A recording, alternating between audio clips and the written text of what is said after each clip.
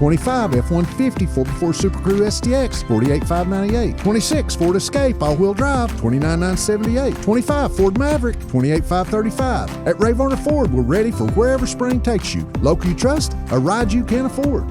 Well, good morning. Happy Tuesday. Thanks for checking in on the East Tennessee Weather app here this morning. Sure hope you have a great day today. We've got level 1, level 2 risk for some localized flooding and flash flooding concerns. The rain continues throughout the day today. Now, while we'll have some scattered showers this morning and those kind of move on out, today's going to be very similar to what we had yesterday with a drier start to the day and then showers and a few thunderstorms with a southerly fetch of moisture swinging its way on in as we heat up the atmosphere. That's going to lead to pockets and rounds of locally heavy rainfall. We've got a water-loaded atmosphere, so anything that falls is going to produce some gully washers, if you will, some good solid tropical-like downpours.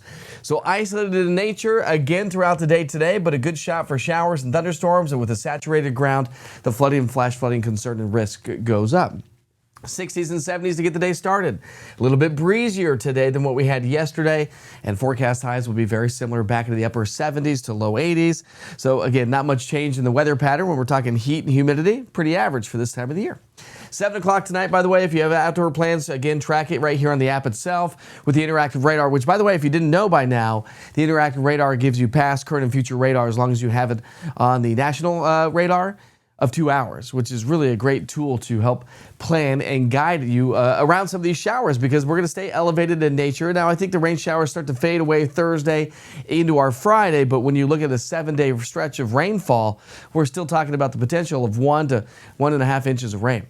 So we're going to stay in the low to mid 80s all the way through Friday. Then some slightly cooler air settles its way in for the upcoming weekend. Not too terribly bad. We're going to be in the upper 70s to low 80s Saturday, Sunday, and Monday as we round out the month of May and head into the month of June with some below average temperatures on the way. That's not it, but with some below average temperatures on the way for the first week of June. All right, my friends, thanks for checking in. Have a great day.